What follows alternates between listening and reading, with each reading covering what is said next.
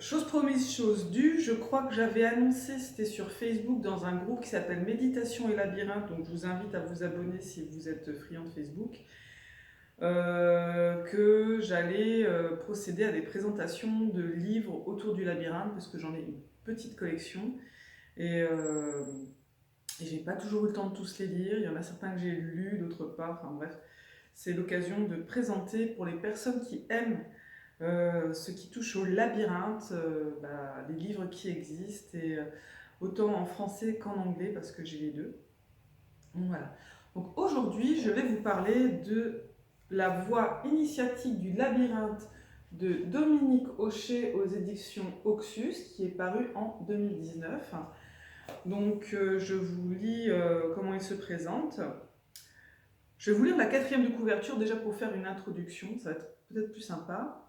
Le parcours dans la structure labyrinthique transforme l'adepte. Il doit accepter le dépassement de ses limitations, chimères et illusions pour aller à la rencontre du réel et le transcender. Les vécus oniriques, les expériences initiatiques et l'enseignement du mythe crétois nous offrent l'opportunité d'ouvrir la conscience à l'être intérieur que Carl Gustav Jung nommait le soi et son état ultime, le numineux. Cheminer dans le labyrinthe, au sein de ce corps spirituel, c'est rencontrer les 5 personnes du mythe, Thésée, Dédale, Minos, Ariane et le Minotaure, pour s'y reconnaître dans le jeu interactif des effets miroirs entre lumières et ombres. Au sein de ce symbole du féminin sacré, la figure centrale du Minotaure apparaît de l'extérieur comme un monstre qui s'avère être une projection de fantasme. Il est avant tout une représentation de l'âme, mi-divine, mi-humaine, ce double état d'être qu'il convient de réunifier dans toutes les dimensions de l'existence. Marcher et avancer dans notre dédale intérieur peut donner l'impression de reculer ou de régresser alors qu'il s'agit de reconstituer notre vaisseau, celui qui est constitué du corps physique autant qu'émotionnel, psychique, mental et spirituel. Tel est le sens de ces échanges, tel est le sens de ces éclairages basés sur le témoignage et le partage des voies révélées par et dans le labyrinthe, symbole universel par excellence qui est une source majeure pour comprendre l'âme humaine, ses rouages et sa dynamique. Puis s'ensuit quelques lignes pour présenter l'auteur. Dominique Hochet exerce dans les domaines de la psychologie et de la psychiatrie. Son approche est transpersonnelle. Il a également effectué de nombreuses recherches relatives aux mythologies. L'auteur est conférencier, par ailleurs il forme des professionnels de la santé et de l'éducation à la dimension thérapeutique des contes. Donc le livre en soi se constitue de plusieurs parties où il va aborder la culture du labyrinthe avec l'histoire autour du labyrinthe, à partir de la préhistoire en fait, les âges. Il va il va vous présenter à travers différentes traditions, donc celtes, babyloniennes, etc. Après, il y aura vraiment, et moi c'était vraiment ça que j'attendais parce que c'est vrai que j'adore tout ce qui touche à la mythologie grecque, au mythe, et je pensais que ce serait vraiment le cœur du livre, vraiment le cœur du livre, et en fait, il n'y en a pas tout à fait. Il y en a un petit quart qui est dédié vraiment à cet aspect-là.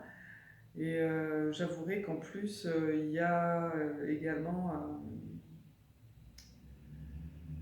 l'aspect essentialiste en fait me dérange un peu parce que moi je suis plutôt sensible à certaines questions issues de la communauté LGBT et donc j'aurais tendance à être plutôt inclusive en fait comme personne quand je m'adresse aux autres. Et à les prendre pour ce qu'ils ont d'unique, qui n'est pas catégorisé masculin, féminin, blanc, noir, etc. Enfin, c'était plutôt ça. Et ce qui est intéressant, c'est il y a un il fait aussi un parallèle entre le labyrinthe et la conscience collective dans la psychologie jungienne. J'ai apprécié assez le contenu.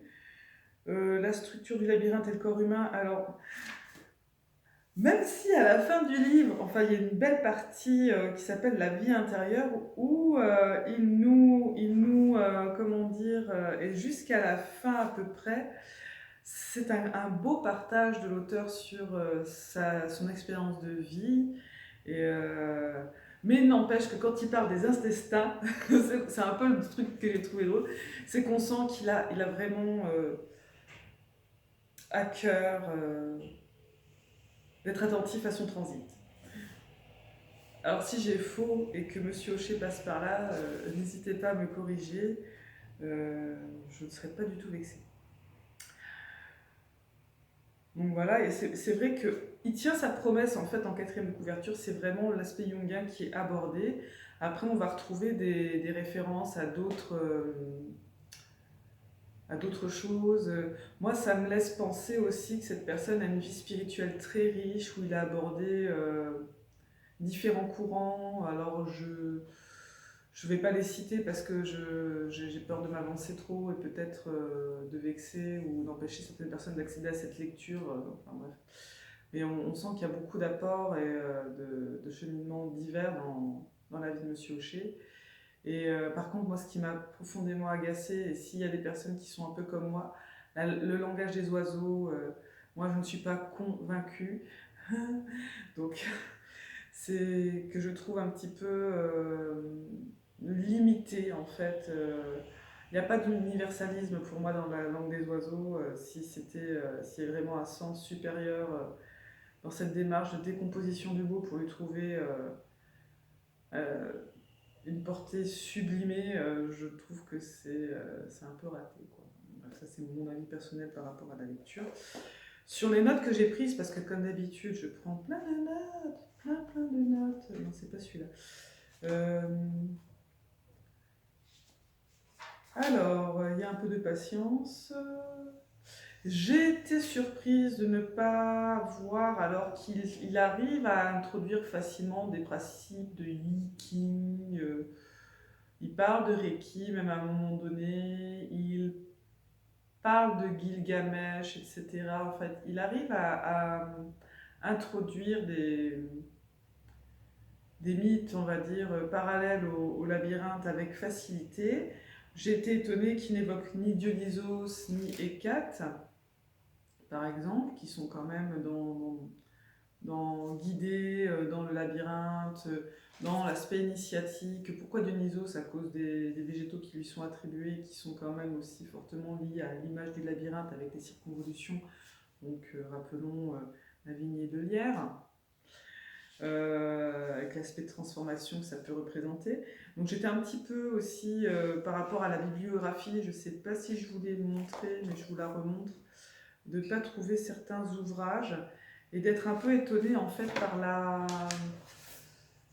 l'ancienneté des ouvrages sélectionnés. Bon, il y a beaucoup de références à Monsieur Jung, et c'est normal parce que c'est quand même la matière de cœur du livre. Hein.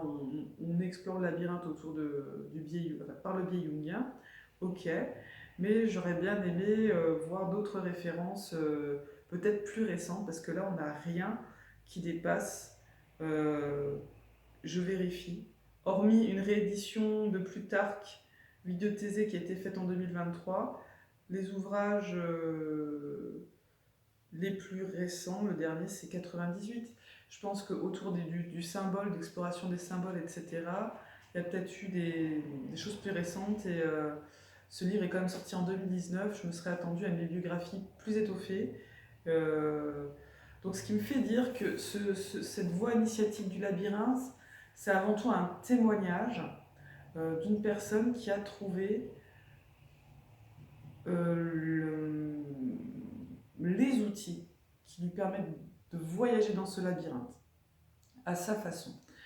Et parce que moi, par exemple, quand j'ai commencé cette lecture-là, je m'attendais pas à avoir un pas à pas, mais oui, quand même, si, à avoir une méthode avec ce biais jungien pour aborder le labyrinthe. Et là, c'est plus une étude de comment le labyrinthe peut devenir en soi une figure archétypale et comment on peut l'appliquer, et dans cette espèce de cheminement archétypal, rencontrer des figures et voir ce que nous on traverse dans ce labyrinthe. Donc c'est plus comme introspectif.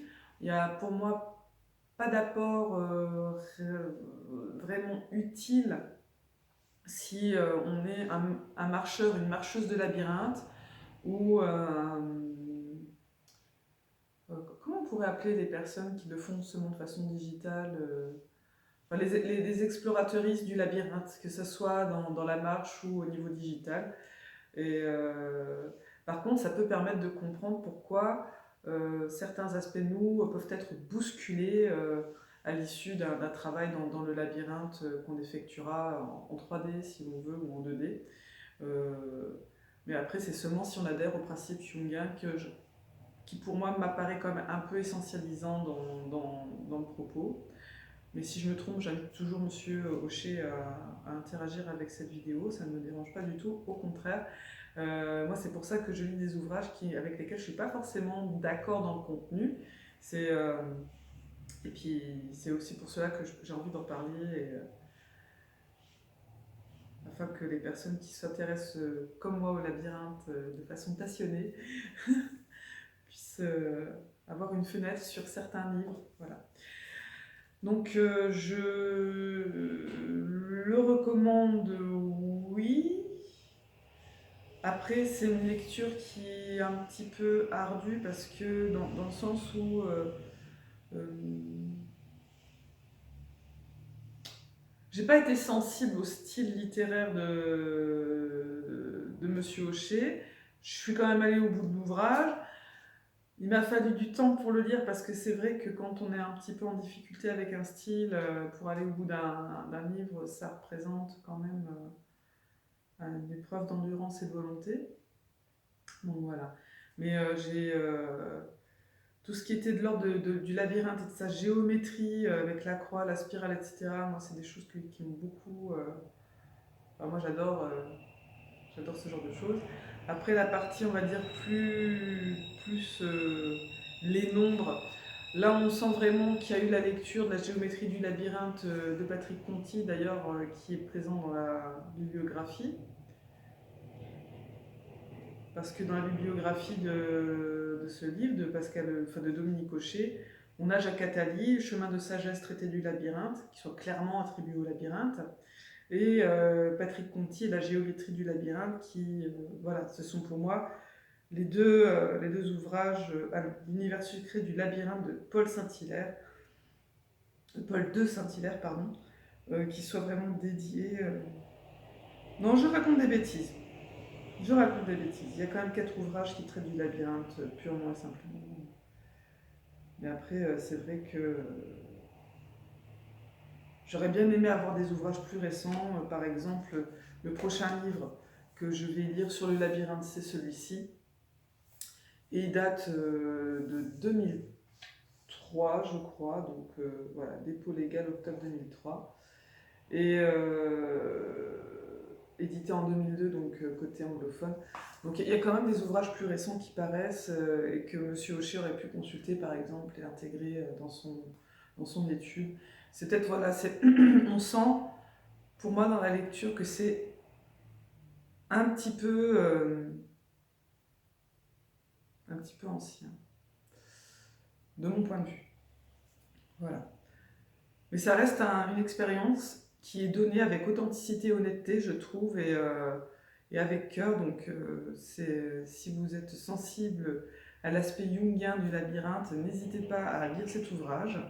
Moi, je suis contente de l'avoir lu, malgré les difficultés que j'ai pu avoir sur certains aspects. Mais c'est plus des positions, des valeurs de vie que moi j'ai qui diffèrent avec celles de monsieur Hocher. Donc, on va dire que c'est pas non plus. Mon avis n'est pas vérité, quoi. Voilà. Faites ce que vous voulez. Je vous souhaite une bonne journée. Bisous.